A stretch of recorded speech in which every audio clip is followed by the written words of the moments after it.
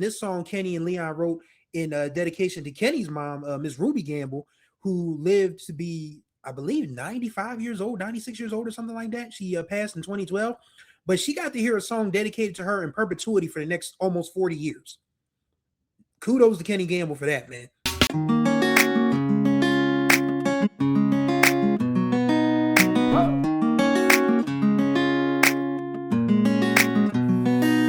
Everybody, you're right on time for another ride on the Groove Line with your boy Chris Stevens. Hopefully you're doing well out there. Well, we've made it to Friday.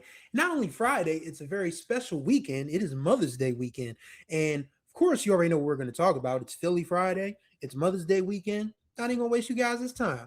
We're going to be talking about the Intruders and their 1973 hit, I Always Love My Mama, from the Save the Children album. And what I like about that song, I mean, I'll talk more about, the entirety of the meaning of Mother's Day for me and why, this channel partly exists due in large part because of my mother. But this was the Intruders' sort of comeback after little Sonny, Sam Brown, had sort of gone astray for a few years. If you guys are not familiar with little Sonny's story, it's very, very sad. The gentleman was a great singer, but he had, mental health challenges, ended up taking his own life by jumping off the Schuylkill Bridge in 1995. Just a very, very sad story, but he's one of the ones that you can't tell the story of Philly soul without. No, he didn't have the Teddy Pendergrass baritone. He didn't shout and holler like Eddie Levert. He didn't have that falsetto that belongs to Ted Mills, Russell Tompkins Jr., guys like that. He was in a Poogie Hart, but Lil Sonny had a unique style all his own, and you hear that on I Always Love My Mama when he talks about how, he used to feel so bad about the things he used to do when his mom was just going to go clean somebody else's house to buy him a new pair of shoes. Because remember, these are kids, Sonny, Big Sonny, Bird Daughtry, and Phil Terry. These are all kids who were born, either Great Depression era or shortly thereafter. So they have seen their mothers and their fathers take menial jobs to put food on the table and clothes on the kids' back and a roof over their heads. So when he sings that part, that part of the song means so much to so many people of a certain generation, because people who are like boomers and Gen Xers watch their parents struggle.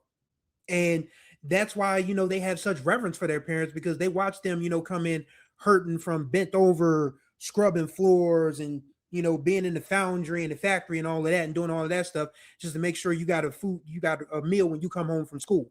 And all you had to do as a kid was just do your schoolwork and stay out of trouble. And we'll talk more about how the Intruders didn't stay out of trouble and later on. But yeah, just the way Sonny delivers those lines. And when he talks about, how his mom taught him how to say hello and thank you, please, while scrubbing those floors on her bending knees. And there's always that part, talking about mama.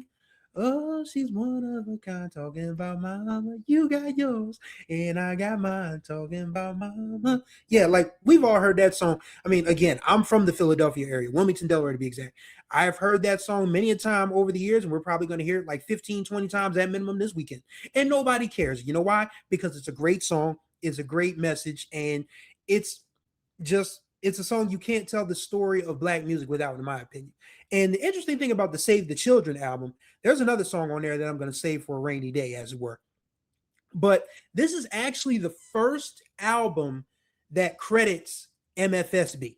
Now, mind you, MFSB had been doing things for Gamble and Huff since the turn of the 70s when they were Neptune Records. Then when they got the big deal with Clive Davis and became Philadelphia International, a lot of the guys who were playing like Earl Young, Lenny Pecula, Norman Harris, Ron Baker, and all of those guys, they're like, hey, bruh, we kind of need some credits for all these grooves that we laying down. And so Kenny Gamble got the bright idea, said, let's just sign him as an act, MFSB, because that's what they were calling themselves at the time in the studio. The official acronym, as it's well known, is Mother, Father, Sister, Brother. But the musician term is a little more, shall we say, colorful. if you've heard it before, you already know what that means. They MF and SOB.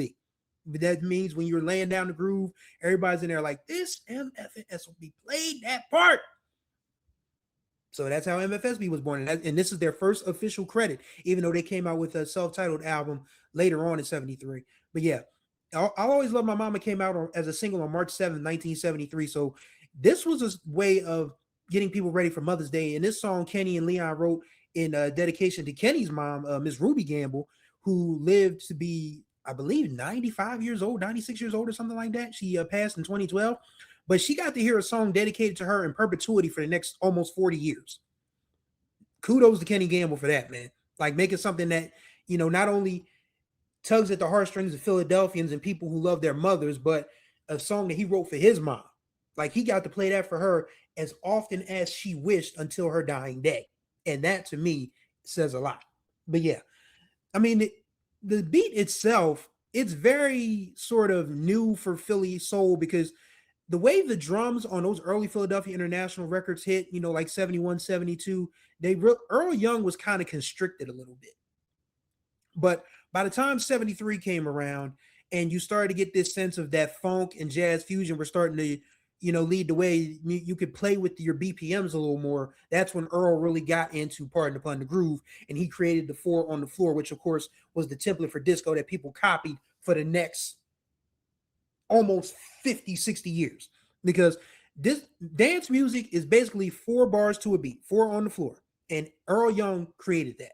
And that's why you have disco, you have electro, boogie, post-disco, house music, Baltimore club, you name it, it's dance music. Earl Young's 4 on the floor pattern made the way. Bottom line. But yeah, this is the first song, along with The Love I Lost by Harold Melvin and the Blue Notes, that you get that sense of, the propulsiveness of the bottom half of a Philly International production. And again, it's just one of those great songs that you can't tell the story of black music, especially in Philadelphia, without. And there's the little the side 2 of that. I mean, because it was released as a 2-part single. Of course, the first 3.5 minutes is Lil Sonny singing and Phil, Sonny and Big Sonny and Bird backing him up. But then they start, talking about the things they used to do when they were kids. Like, I didn't know how big the gang war thing was because remember, I was born in 1981. So I didn't know about the Philly gang war thing in the 60s until I looked up and did some research my damn self. And the reason I did that research was because I read Omar Tyree's Fly Girl when I was 18 years old. And Tracy Ellison's father, Dave, grew up in the gang war era. And I was like, what's the gang war era? So I looked that up and I was like, wow, they was really getting active in Philly in the 50s and 60s, bro. But yeah, they were talking about, hey, Phil, remember we used to gang war? Man, we used to steal hubcaps off the car. Man, we was crazy. We didn't get busted. And they would just be talking about, everything they did in the lessons that they learned from their mom. And, they said, well, what about Pop? We ain't talking about Pop. Pop was hanging out. Pop was drinking more wine than we used to drink. Lint balls all over clothes, all up, and let me get the wine right on there with your boy. That type of thing. So, I mean, mothers have always held down the black community. And when I say held down, I mean that as a positive term, not like held them down, like held it down. You know the term. But yeah, just an amazing, amazing song. And you can't make it through Mother's Day weekend in Philadelphia, Chester, Bucks County, Chester County, Camden, Cherry Hill, Wilmington, Delaware, without playing I'll Always Love My Mama at least once. You can't make it throughout the weekend without it, or it's just not Mother's Day weekend. And again, a lot of the people really think that when they've discovered me, they're like, wow, you really know your stuff. That's because my mother drilled this stuff in my head.